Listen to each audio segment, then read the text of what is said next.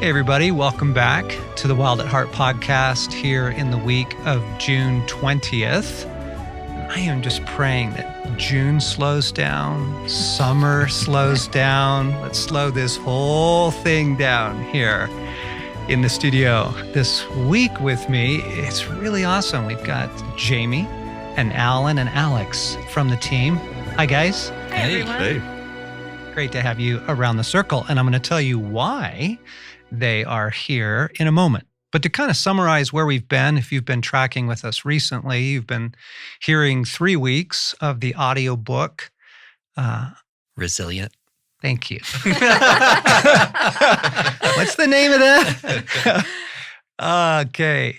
Yes, 3 weeks of me reading the audiobook version of Resilient. And then prior to that, if you've been tracking with us through the spring, we've kind of been meandering through themes around the Hour of the 10 Bridesmaids, the importance of caring for our oil and our love and intimacy with Jesus, our reserves.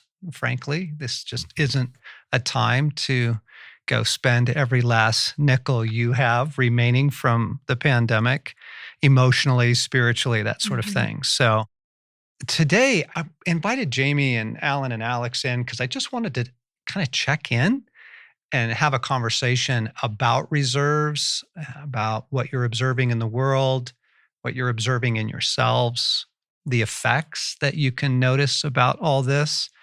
But I wanted to start with what is going on in these airline incidents where they're like turning planes around in the air and landing back at their departure place, and people are getting arrested. Whoa. Like, wow. Yeah. Yeah, this isn't humanity behaving. This is like, Yeah. Other place I'm seeing is on the highways.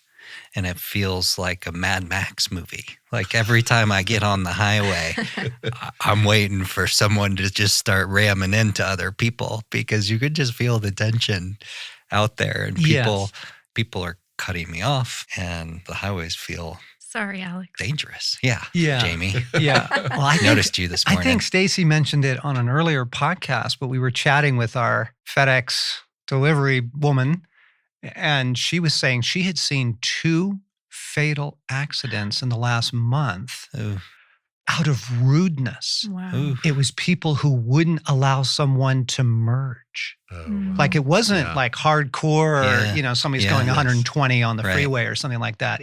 It was just hostility. Yeah. Yeah. So what's going on with humanity? And are those, in fact, signs of the very things we've been talking about? Right. My family experienced a airline incident back in February. What? Where it's that thing of you could look at what was happening and say, gosh, what a jerk. Like that woman was just a jerk. Or you could pause and go, she is really unwell, and so unwell that she is acting out publicly so that everybody knows it.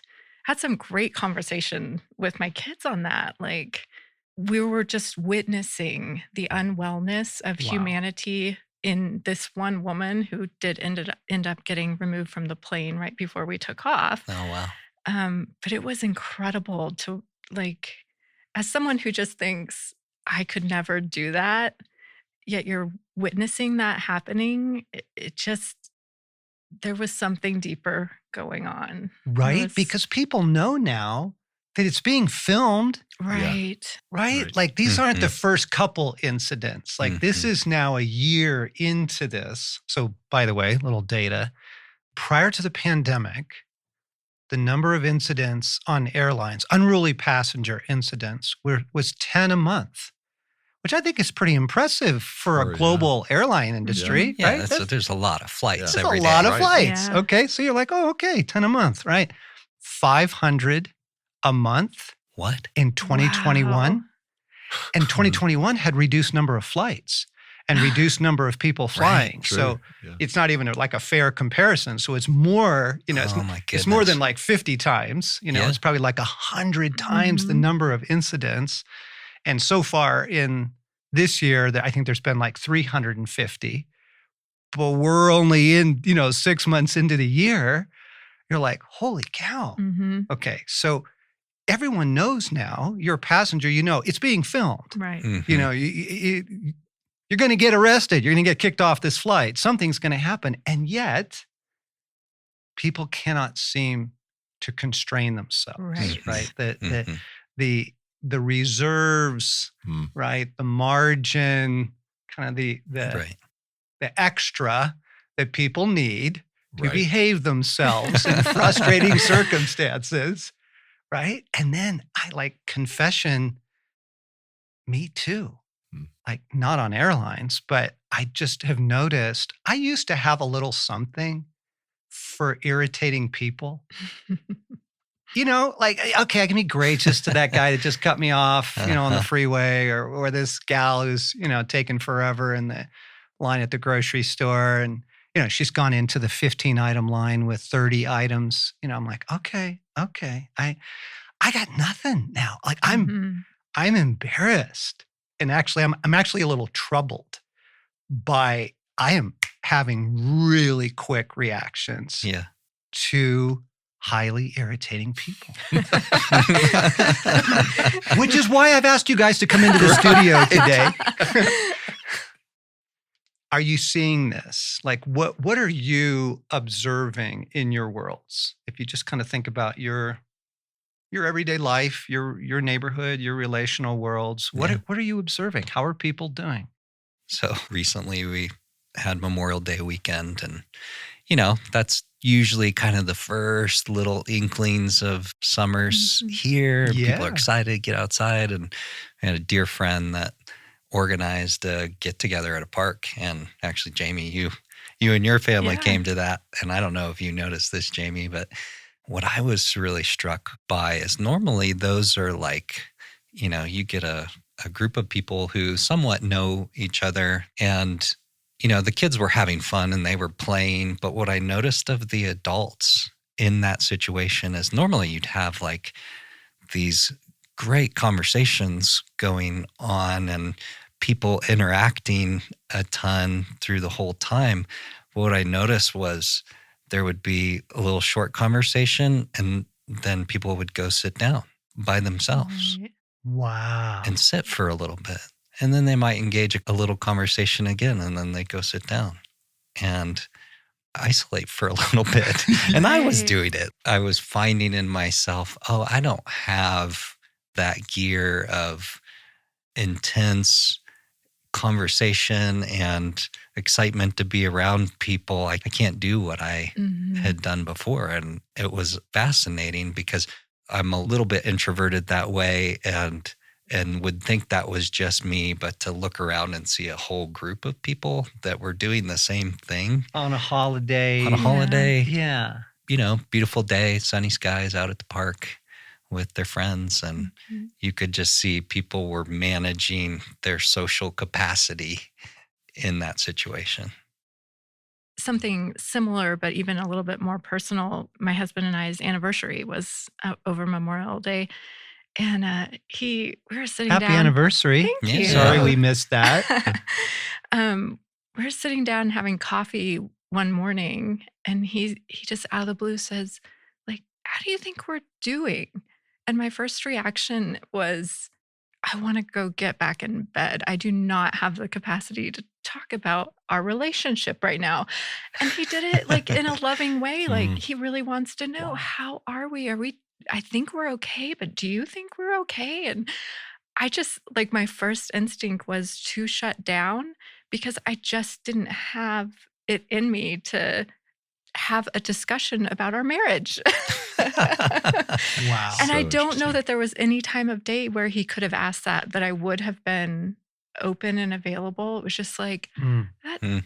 that seems like too hard right now. And we are doing great. We have a fantastic marriage. There's no issue that I was trying to skirt around and not have to talk about. It was just the offer to discuss a topic that was, big and important, I had no bandwidth. Yeah. Hmm. Please don't ask me to rise to this. Yeah. Well, and so Kelly and I were out just running errands last weekend looking for some joy. She really wanted flowers. So we were shopping for flowers for the summer. We were at, kind of a Lowe's Home Depot type store getting a flag and some things. And what I found rising up in me was it was everything I had to muster to have a day full of activity, but I knew we were going to places of joy. But when I was there, nobody seemed to be very happy at those places. Mhm. And I actually found myself getting irritated. And what I realized was I wanted everything to be good again around me. I wanted to come into places and atmospheres where there was joy and people were just normal and everything was good. And they were struggling like me. And so Kelly and I would leave a place and go, what was going on there? Everybody, like, we're at a flower shop, but nobody's happy. And now we're at a hardware store and everybody seems irritated. And it was just this microcosm of, I think everybody's doing what they can just to show up. Mhm. But when you're around a lot of people who just barely can show up, it's not a very joyful place because everybody's on empty. Everybody's just doing the best they can. But the cumulative effect is flat and joyless. So I think it aggravates the situation. Yeah, Mm. right. We are recording this the week after Memorial Day because it's where it fits into our schedule to be able to do that. And a guy was admitting to me yesterday, he said, oh man, I was so glad there was no invitations to barbecues for our family on Memorial Day. Yeah. Like he was relieved Yeah. not to be invited to anything. I Yeah. thought, wow, isn't that fat? Because this is a very sociable person who was saying this, super extrovert, very funny, outgoing kind of guy, life of the party kind of guy. And he's admitting, thank God we didn't have to go to anything. Yeah. So what we've been talking about here in the podcast over the last many months is now what I would call the cascade effects. The pandemic, for the most part, it's behind us. There were a lot of flights canceled over Memorial Day because of airline staff that couldn't show up because of COVID. But for the most part, people have it in their rear view mirror. Like it's done, it's gone. Let's not even talk about it anymore, please. Let's just get back to the beach. Let's get back to tacos, kind of thing. Okay. But there is a cascade effect. It's like anything else in life. You go through an automobile accident, you rally for the moment and for the things that need to happen, the police report or whatever. But then you go home and you're a mess, right? Your body hurts. You start realizing weeks later that your neck is not doing great. Okay. So there's the cascade effects of trauma. There's the cascade effects of just high stress months and months of living. And what you guys are describing, I'm so grateful to have you in here today because the world is back to normal life. We're back to people at the park and, airline flights and all that. We're at restaurants and concerts and all that. But we're showing back up to a life that's asking us to be 100% Yeah. without 100%. Yeah. Are you seeing that? Is that what it feels like? Yeah. Yeah. So Zoe, my daughter, graduated from high school Yes. just a couple of weeks ago. And how do you feel about that? I don't know how to feel about that. Let's not talk about it because I might lose it. The end of the summer will be the really hard part when we drop her off at college. But no, it's been like, it was exciting, and I was excited for her, and we did a party for her graduation, and had quite a few people that showed up, and I spent a good 4 or 5 hours talking straight, like just person after person after person. And can we say good for you, Alex? Wow. yeah, me, right? Way to go, buddy. And I was so fried. And I did notice within myself, like I literally had no reserves. It feels like you're out trying to do a marathon and you're in those last couple of miles where you literally, there are no more matches to burn. That's what I feel like is I don't have that extra bit Yes. to give Yes. anymore. And the next day, Mel and her sister and my nephew were there at our house, and they needed some relief from the day before's festivities. And so they're like, let's go to a movie. And I was like, I do not want to go to a movie. So they ended up going to the movie, and I was like, guys, I'm staying home. Mm-hmm. And you would think a movie, yeah, of course, like you get to sit in a seat and just watch a movie and that should be relaxing. But to me, it was like, no, I cannot enter back into humanity once more. And that requires you drive to the theater and you interact with the people at the counter and you sit next to some stranger. And like that, I did not have capacity Mm-hmm. for anymore. And that's what it feels like the state of Yes. the world is. Yes. What else are you guys observing in yourselves of the cascade effect and of depleted reserves? Well, for me, I notice when my phone rings or I get a text and I haven't read the text, but I just see that I have a text coming in, my initial reaction isn't, wow, like, I wonder what cool thing they're about to tell me. It's, oh crap, like something has come up. Right. Uh-huh. And it's Dread. going to require something of me that Yeah. I don't have time for or energy for. And most of the time, it's a really fun text. It's just somebody saying, hey, I read this book. I thought you'd like it. Or, hey, do you want to go to dinner tonight? But that's not my initial internal reaction. My internal state is tension, a kind of even sometimes going, I'm not going to even look at that text for 30 minutes until I feel like I'm ready for it. And there's no reason, like no trauma is happening Yeah. in that Yeah. moment in my life, but it's just a built-in automatic response that I think reflects my overall lack of reserve and state of being is I can't handle one more thing right now. Mhm. Yes, I can relate to that. And where I find myself going is putting things off. Like when something will come up within me that I know that I should work on or that I should give some attention to, I I don't have the capacity to do that right now. So yeah, I do need to work on that, or I do need to make a plan for that. I'm gonna maybe do that next week, next month.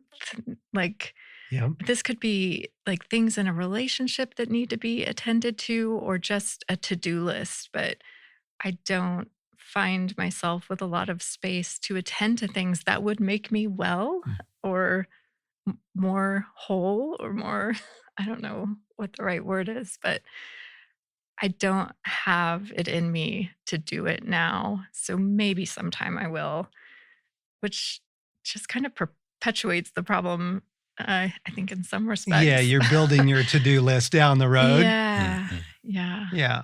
Mortgaging the future is what Stace and I call it. She keeps reminding me, everything's possible in 3 months. I'm going to bed at like 8. And I'm just Yeah. going to admit that on the podcast. Oh, Stacy and I find ourselves going to bed earlier these days than we ever have. Mhm. And I'm like, what's with that? There's some level I get through my day. I show up, Yeah. I come through, I get through my day, but in the evening, there isn't that little bit left for the evening activities of, hey, let's go ride our bikes, or let's take a walk, hon, or go to the park with the dogs. It's like, how long do I have to stay up? And we will literally tell each other, babe, 8:15. We're getting to 8:15 tonight. Yeah. And we're trying to push it back out to where it used to Yes. be. Anybody else? That Yes. sounds like wisdom, man. Yeah. Like, I think we should all be going to bed at 8:15. We'd Sounds probably like be a better prescription. people. Yeah, maybe it is part of our prescription, but Yeah. it's just part of the reality. And the other thing I'm noticing in myself, Alex, you were talking about being with people for a long, sustained time, and then afterwards just being spent. I've noticed that my recovery time Yeah. is longer now. Yeah. So we have a cabin up in the mountains. It's in a very remote place. We have to shut it down all winter, turn the water off, all that kind of thing. So sometime late May, I go up, see what the mice have done, turn the water back on. And there's always damage. There's always something that needs to be fixed, a broken window or something. It's a fun trip for me.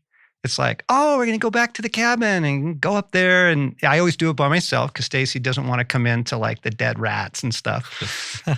So I did last weekend, and it was good to be out in the forest and to see the rivers. And, it's a 4-hour drive, and I love that. And my recovery time was like 2 days from just what normally would have been kind of a fun outing. I'm just noticing, wow, John, like, yeah. And was that because you had a lot to do when you got there, or just No? Okay. No, there was actually less to do this year. Wow, good point. There was less to do this year, good news, Yes. than there has been in years past.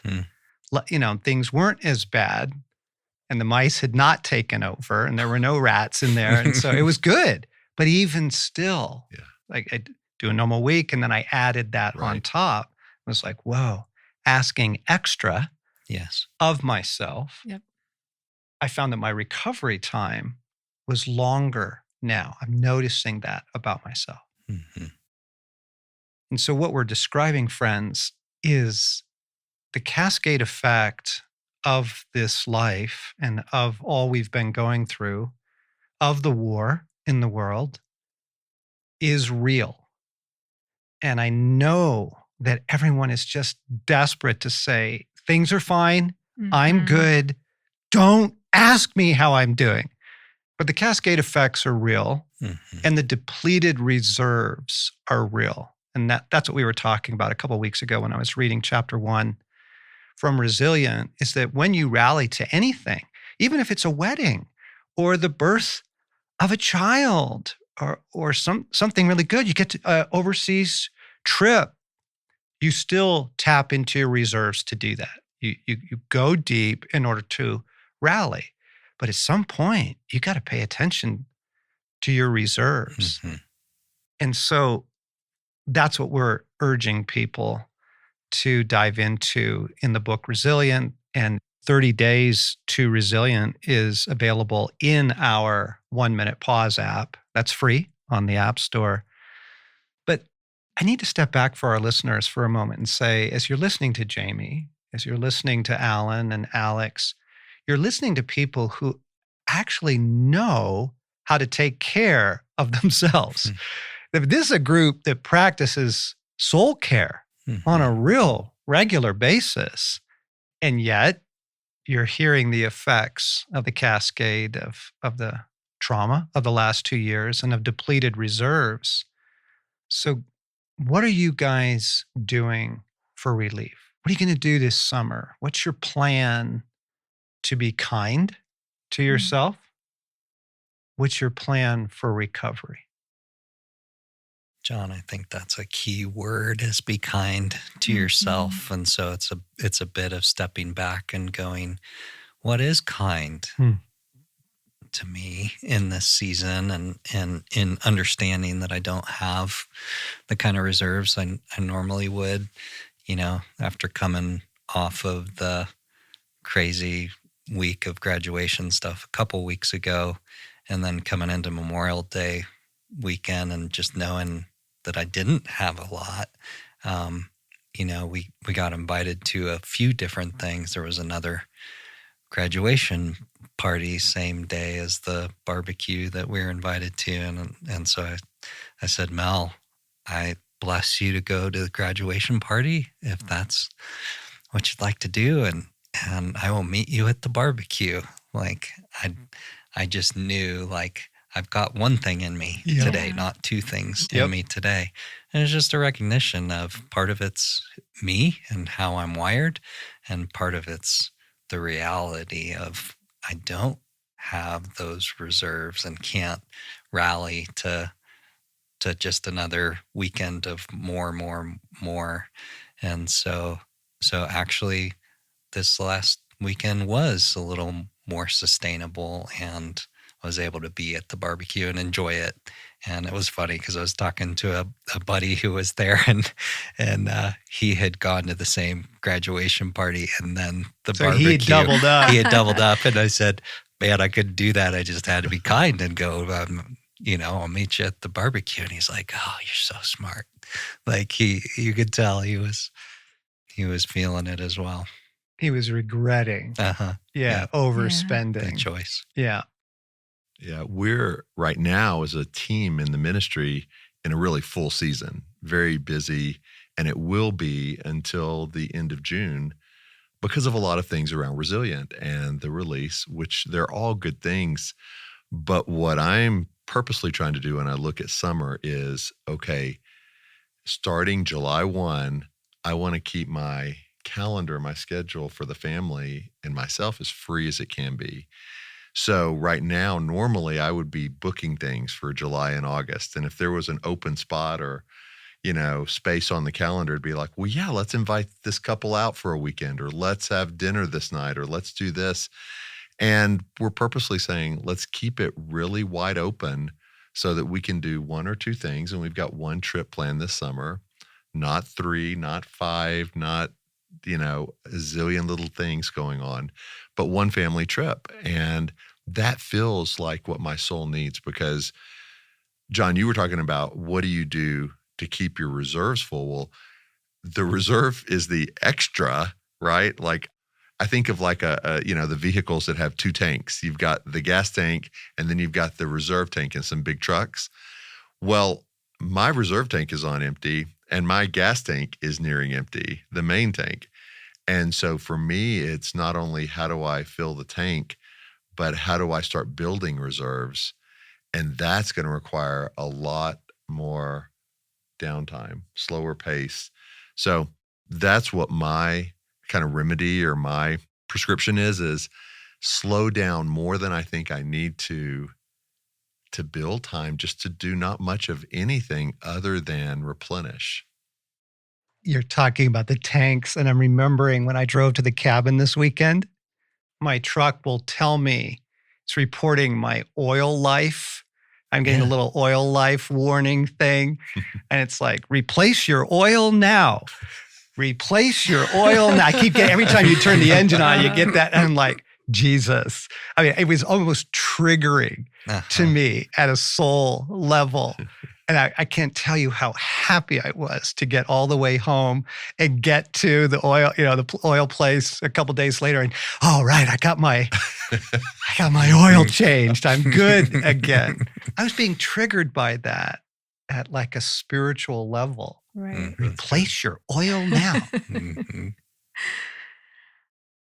In May, incredibly busy season, I am generally a person who is able to structure my life and my days with a lot of space, taking care of the things that need to get taken care of, but then also having space for myself, for my body, for my family. But the end of May, it was the end of the school year for 2 kids with all the different activities, all of which are great, but it's a lot, like the end of year recitals and field day. And so, on the one hand, I'm grateful to get to participate in that kind of thing with my kids' life, but it does take some of my reserves to do that. And then moving from the end of the school year into the book launch has just added a lot more to my to-do list for sure. But I have found myself pretty empty recently.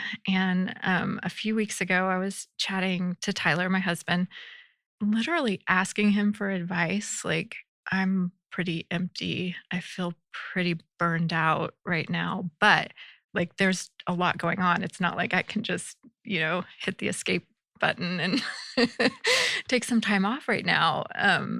And my husband is an engineer. He's very pragmatic. And I was bringing this to him for like, I think in my head, looking for a list, like first do this and then do this, and those things will get you through. And the first and only thing out of his mouth was, I think you just need to be kind to yourself, which was the last thing I expected to hear out of his mouth, and not the direction that I was hoping for. I just needed Mm.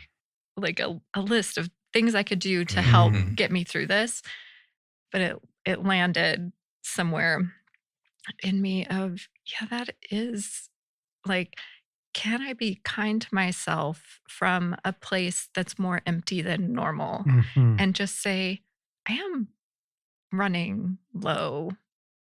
Can I treat myself kindly in So, that? Jamie, Mhm. what does that look like? Like when you say, "Can I treat myself kindly?" Yeah. What do you do then? Well, so the next day I was chatting with Stacy and kind of telling her about this story and just admitting where I was. And I remember telling her, I was like, I think I'm at about 40% of what I would want to be operating on. And she said, that's great.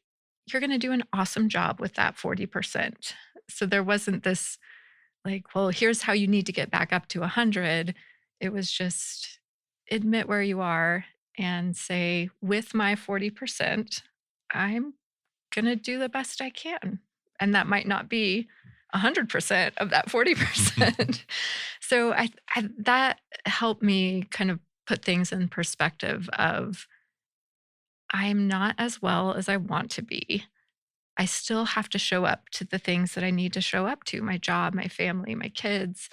But what is the capacity that I can show up? And maybe that's saying no to some things, Mhm. Mm. rearranging my schedule with the things that I can to say, I just don't have the capacity to do this today. And that's okay, because there's always 3 months from now. Yeah. So, friends, the reason that we are talking about this today is we're guessing you all are probably feeling the same things or noticing some of the effects or observing it in your loved ones, feeling it in your world. And this isn't meant to be discouraging. It's really good to name it Mhm. Mm, and to begin to say, whoa, I do need a higher level of kindness towards myself right now. Yeah, I do need to think about my summer and what God has for me by way of replenishing reserves and living well where I can. But the hope and the promise of the gospel is that you have God. Mhm. We have God. mm, Mhm. Paul prays for us in Ephesians 3. And this particular prayer is really thematic through the book and through the 30 days experience. He says, I pray to the Father, the creator of all things in heaven and on earth, that out of his glorious riches, or the riches of his glory, that he may strengthen you with power through his Spirit in your inmost being. And I just love that because the difference between like gospel resilience is that it's not suck it up. It's not self-effort. It's not get your act together, people, mm, right? Be more disciplined. Mhm. It is you have the living God as your friend and your ally and your source in this hour, and learning to just get with him, get some quiet, let him strengthen you out of his resources. And many translations talk about it, his glorious unlimited resources Mhm. to replenish our reserves, to restore us and renew us. That's the kindness. That's the good news. Mhm. That's why it's gospel, right? Good news. You have God. We have God. mhm, Yeah. John, that scripture is so helpful to me. And it also orients me to, I think, kindness, not just to myself, but to everybody around me. Because what you realize on the plane is everybody is on empty. Everybody at the grocery store, everybody in traffic, everybody in my family. is trying to find those reserves and muster through, not in their own strength, but just trying to get by 40% with Jamie, like you said. And so to me, that's really helpful and kind to think about what you said for myself, but also for those around me, and just go, what does grace and mercy look like in these times when nobody has reserves? Mm-hmm. I do want to point this out, that when we are less than our best, when we are not at 100%, the idea of going to God does not sound as attractive Mm, as going for another beer, yes. going to go Yes. get tacos, just going to bed. hmm I know that. I know it personally. And so I know when I say, but we have God, there's that little bit of, Uh-huh. now I got to go do that. Yeah. But the difference is, my drive to the cabin was a choice that depleted. Any movement towards God does not deplete. It always Mhm. replenishes. To turn on that worship song that you enjoy in the car, to take that quiet moment in the morning with your coffee and just say your prayers, like those are big on returns. hmm And I know, gang, I know, like, the idea of what I really need this summer is God can feel like, oh, I got to go do one more thing now. Yes. But the truth is, as we do it, He is the fountain of life. He really is. And His presence is renewing. And His love is so kind. And to be replenished, as Paul prayed for us, is a real experience. And it's wonderful.